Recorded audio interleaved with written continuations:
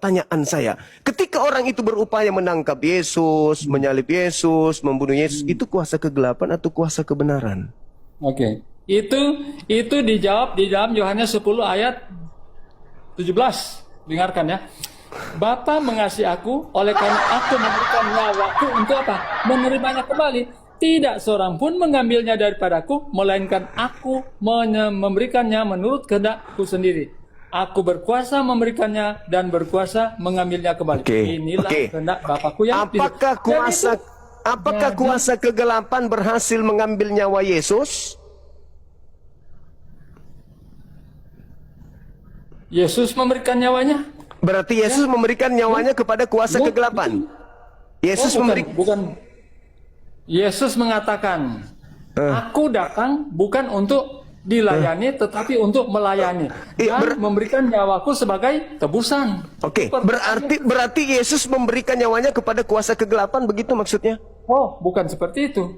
Tidak ada dirinya memberikan kepada kuasa kegelapan, nggak ada dalilnya. Dia memberikan dirinya kepada kuasa kegelapan. Yang tadi yang ingin menyalib Yesus itu kuasa kegelapan. Saatmu sudah tiba dan kuasa kegelapan. Tapi apakah dia memberikan kepada kuasa kegelapan? Oh tidak. Karena Anda yang mengatakan Anda memberikan. Aku tidak memberikan kepada siapapun, tapi aku berhak memberikan dan mengambilnya kembali. Anda yang menuduhnya memberikan itu. Boleh nggak Anda baca sekali lagi Yohanes 14 nomor 30? Boleh nggak? Saya baca ya. Yohanes 10 ayat 17 ya. Saya sudah paham kalau itu. Bentar. Bapa mengasihi aku, oleh karena aku memberikan nyawaku untuk menerimanya kembali. Ketika Tidak kuasa seorang pun mengambilnya daripadaku. Berarti aku memberikannya menurut kehendakku sendiri. Aku berkuasa memberikannya dan berkuasa memberikannya kembali. Berarti Yesus memberikan. Yesus memberikan. Berarti Yesus semuanya atas apa? Kehendak Bapa. Berarti Yesus memberikan nyawanya kepada kuasa kegelapan. Oh tidak, dia memberikan nyawanya, tidak di situ tidak dikatakan memberikan nyawanya sebagai kepada kuasa kegelapan, tidak ada. Saatnya sudah tiba, yaitu saat kuasa kegelapan. Ketika orang-orang itu bersama dengan Yesus belum tiba saat kuasa kegelapan, mereka bersama tidak menangkapnya kok. Makanya dikatakan, sangkamu aku ini penyamun, sampai engkau datang ingin menangkapku lengkap dengan pedang dan pentungan. Padahal setiap saat kamu bersama-sama aku dalam bait suci mengajar. Kau tidak menangkap aku. Tetapi saatmu tiba dan kuasa kegelapan. Makanya kamu harus menangkap aku. Kamu harus berusaha membunuh aku. Karena inilah saatnya kuasa kegelapan. Pertanyaan saya, apakah Tuhan menyerahkan Yesus kepada kuasa kegelapan? Tidak ada. Ya, karena berarti Yesus tidak disalib. Kenapa? Dia memberikan nyawanya apa? Atas kehendak Bapanya di surga. Nah, oke. Sekarang Anda baca di dalam Yohanes 14 nomor 30.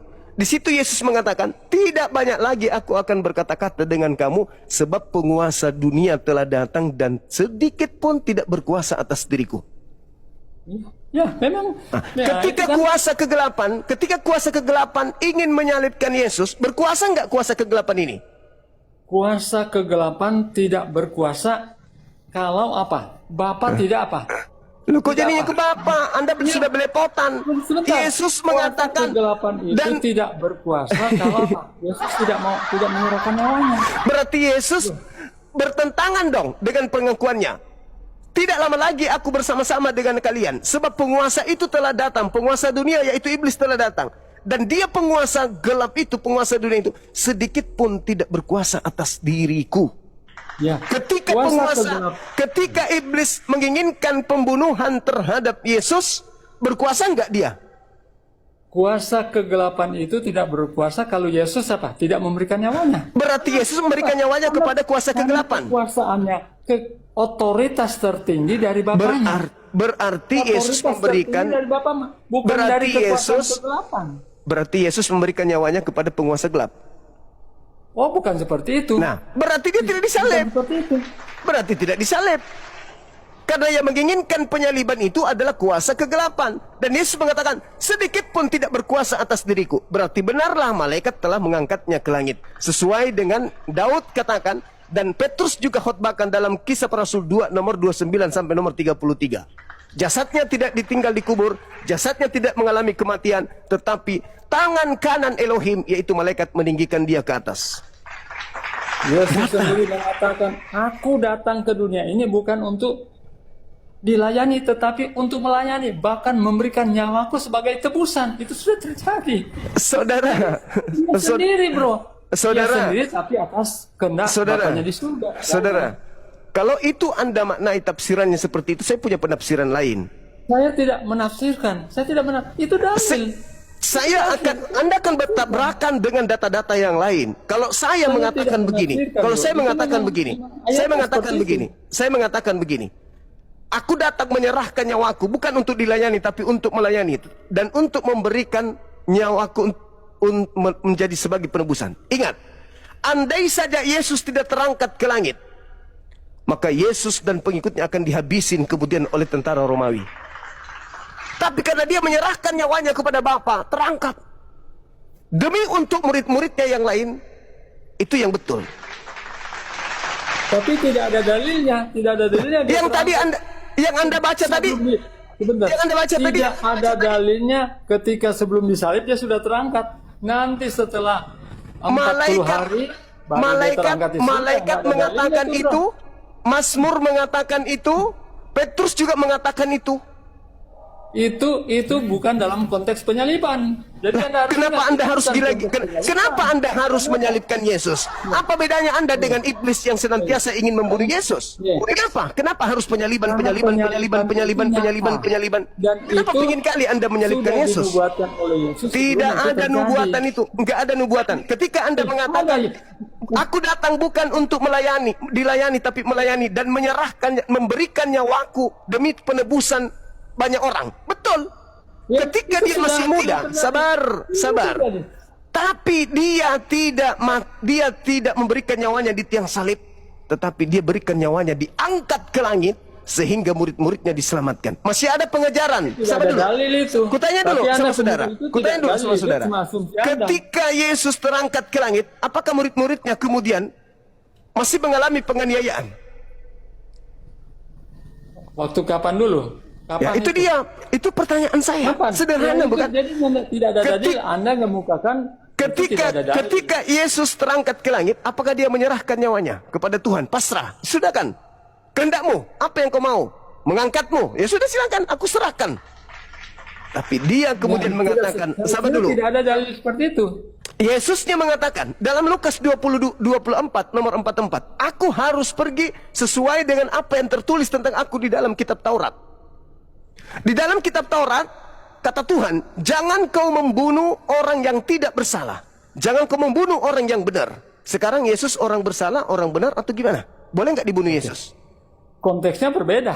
Konteksnya harus sesuai dengan kehendak Bapa. Makanya tadi dikatakan, nyala iblis. Kamu memikirkan apa yang dipikirkan manusia. Kau tidak memikirkan apa yang dipikirkan oleh Tuhan. Tuhan mengatakan, jangan kau membunuh orang yang benar. Jangan kau membunuh orang yang tidak bersalah. Sebab aku Tuhan tidak akan membenarkan orang yang bersalah. Yesus orang benar. Penyalipan itu Kok salib lagi? Saudaraku, itu dengarkan. yang Anda kemukakan itu di Oke. luar konteks penyalipan. Oke, Itu di sekarang luar konteks Anda, penyalipan. saudara, sekarang saya lihat Anda itu gila salib. Saya mau tanya, menurut orang Yahudi berdasarkan kitab Torah, syarat untuk disalib itu apa? Orang yang jahat. Orang jahat. Yesus jahat nggak? Yesus jahat nggak? Yesus tidak jahat, tapi dia Oke. punya misi. Tapi Apa misi? misi Yesus kan berbeda. Misi Yesus memberikan nyawa sebagai tebusan. Itu bedanya dengan orang yang jahat Di mana diajarkan menebus dosa dengan menyalib? Ya? Di mana? Yesus sudah kan ajarkan kan? Di mana dosa ditebus dengan menyalib manusia? Orang-orang Yahudi menebus dosa dengan kambing, dengan sapi. Tidak ada sapi dan kambing itu disalib, nggak ada. Gitu. Kalau Apa tidak yang disembeli, sabar. Kalau Apakah- tidak disembeli, dibakar. Kenapa orang Kristen menebus dosa dengan disalib? Sedangkan salib itu hanya dilakukan kepada pelaku dosa yang sepadan dengan hukuman mati dan orang yang dikutuk oleh Elohim. Pertanyaan saya, Kedua-dua syarat ini apakah ada pada diri Yesus? Melakukan dosa sepadan hukuman mati dan dikutuk oleh Elohim. Apakah dia memenuhi syarat itu? Oke. Apakah Yesus berdosa? Tidak, tapi Tidak. mereka sebentar. Mereka menuduh. Apakah Yesus berdosa? Apakah Yesus dikutuk? Bahkan mereka mendatangkan saksi-saksi palsu untuk memberatkan Yesus. Dan akhirnya ketika di pengadilan tidak didapati dia bersalah. Tetapi apa? Orang banyak berteriak, salibkan dia, salibkan dia. Itulah yang dimaksud Yesus kuasa kegelapan. Ya. Kenapa? Itulah yang dimaksud kuasa kegelapan. Itu yang sudah dinubuatkan oleh Yesus, oleh ahli-ahli Taurat, orang-orang yang tidak itulah dan bangkit pada hari yang ketiga. Itu nubuatan Yesus yang sudah terjadi. Itulah yang dikatakan kuasa kegelapan. Dan kuasa kegelapan ini sedikit pun tidak berkuasa atas diriku. Sekarang permasalahannya begini. Yang menginginkan penyaliban itu iblis atau Tuhan? Yang menginginkan. Oh, Yesus memberikan nyawanya sendiri, bro. Kan sudah. Aku datang bukan untuk dilayani, tetapi untuk melayani. Bahkan Tafsirannya itu tadi.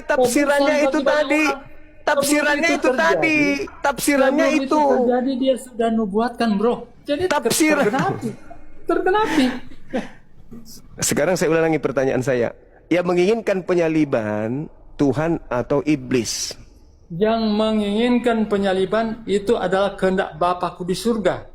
Tolong tunjukkan dalilnya. Apa? Tunjukkan Makanya di dalilnya. Yohanes 10 ayat 17 Tunjukkan apa? dalilnya Bapak menginginkan pembunuhan terhadap orang benar. Di mana dalilnya? Dengarkan ini.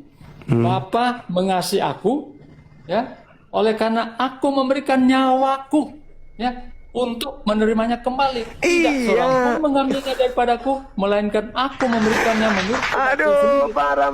Berkuasa memberikannya. Dan Yang berkuasa dimaksud itu, inilah inilah kehendak Bapakku yang di sorga. Aduh, Jadi apa yang susah ini, dilakukan susah ini. atas kehendak Bapakku di sorga. sudah teracuni otaknya. Mengasihi Bapa, diangkat dia ke atas, menyerahkan nyawanya untuk diangkat ke atas. Itu maksudnya, bukan di tiang salib. Kenapa Anda pingin kali Yesus orang benar ini disalib? Kenapa kalian itu sama seperti setan? Kenapa? Kenapa saudara-saudara ini mirip setan? Pingin sekali Yesus mati. Ada apa? Kenapa pingin kali Yesus mati orang ini? Sementara Tuhan mengatakan, jangan kau membunuh orang yang benar. Jangan kau membunuh orang yang tidak bersalah. Sebab aku Tuhan tidak akan membenarkan orang yang bersalah. Nubuatan Yesus. Nubuatan terus. Saudara, yang mengerti tentang kitabnya Yahudi, Anda atau orang Yahudi? Sedangkan orang-orang Yahudi, ahli Taurat, mahkamah agama, orang Farisi, imam kepala sudah berkumpul. Tidak ada yang menjadikan kemudian kitab Taurat itu, kitab Tanakh itu sebagai nubuat untuk Yesus. Mereka membunuh kemudian Yesus hanya karena mereka cemburu terhadap kehebatan Yesus. Dan mereka takut bangsanya dirampas oleh orang Romawi. Itu yang melatar belakangi pembunuhan keinginan mereka membunuh Yesus. Kok mau saya tunjukkan nubuat tentang Yesus penyaliban? Sekarang coba sekarang yang saya sampaikan kepada saudara tadi, sudah berapa nubuat yang saya sampaikan kepada saudara? Hah? Sudah berapa? Dan kalau Anda mengatakan ada nubuatannya kemudian bahwa Yesus itu harus mati disalib, kalau begitu Anda menjadikan setan ini sebagai pahlawan dong. Berarti Anda menjadikan iblis sebagai pahlawan. Kenapa? Lukas 22 nomor 3. Iblis merasuki Yudas. Akibatnya Yudas melaporkan Yesus, mengkhianati Yesus. Aku berkuasa itu sudah kujelaskan. Kalau dia berkuasa memberikan nyawanya dan menerimanya kembali, berarti dia bukan yang disalib. Pengertian itu adalah dia diangkat ke langit. Tidak ada yang mampu membunuh dia. Dia terangkat ke langit. Tak ada yang kekuatan yang bisa membunuhnya. Tidak ada. Di dalam Alkitab tidak ada terangkat di langit sebelum dia disalib, bro. Nanti setelah disalib, mari kita buktikan. Kita buktikan. Ya, berani Anda baca Lukas 22 nomor 69. Silakan dibaca. Anda yang baca. Apa? Lukas berapa? Lukas 22 Nomor Lukas 68, 22, ya. nomor 69. Jangan lagi Anda plesetkan, itu Bible Anda sendiri. Lukas 22 ayat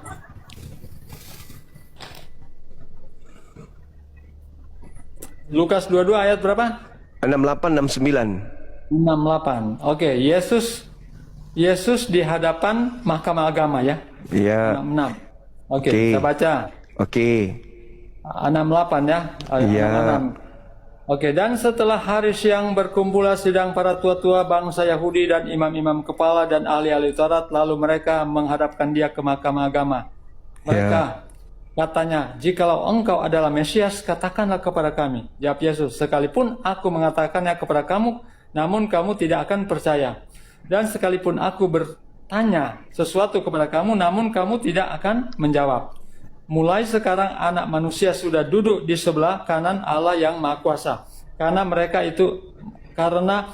semua. Kalau begitu engkau ini anak Allah, jawab Yesus. Kamu sendiri mengatakan bahwa akulah anak Allah. Lalu kata mereka, untuk apa kita perlu kesaksian lagi? Kita ini telah mendengarnya dan mulutnya sendiri. Pertanyaan kamu apa? 69 itu dia katakan sekarang ini anak manusia sudah duduk di sebelah kanan Tuhan yang Maha Kuasa. Oke. Itu siapa? Siapa yang sudah duduk di atas di sebelah kanan itu siapa? Enggak, Sebelum saya jawab. kutanya dulu. Siapa yang sudah duduk di atas? Oke. Ketika Enggak, kutanya Yesus dulu. Siapa yang sudah saya akan duduk? jawab. Iya, saya akan Oke, jawab. silakan. Apakah Yesus langsung duduk di sebelah kanan Allah? Masih Ya, pertanyaan makanya, konyol kali. apakah Yesus- Orang yang disidang itu, orang yang disidang yang disangka Yesus itu, apakah engkau anak Allah? Kamu yang mengatakan, bukan aku, kamu. Apalagi gunanya aku mengatakan kepadamu, dan meskipun aku bertanya, kau tidak akan menjawab. Mulai sekarang anak manusia sudah duduk. Mulai sekarang. Jadi yang duduk di situ siapa? Yang disidang siapa? Jawab ya. Jadi Silakan. itu pertanyaan sama dengan begini. Ketika salah satu orang yang di sebelah kiri atau kanan ya, apa Yesus katakan? Hari ini juga kamu berada di apa? Berada di mana? Ya. Apa? Berada di mana? Yesus katakan kepada orang yang di sebelah kiri itu atau bohong, itu pembohongan. Ini sama Itulah seperti itu, bro. itulah bukti. Itulah bukti bahwa itu bukan. Apakah dia langsung ke surga? Itulah Tidak bukti. seperti itu, bro. Itulah Karena dia- bukti semuanya bahwa itu juga bukan Yesus. Hari ini juga engkau akan bersama dengan aku. Dengar. Hari ini juga engkau akan bersama-sama dengan aku di Firdaus. Faktanya dia malah ke dunia orang mati. Bohong. Itu bukti bukan Yesus.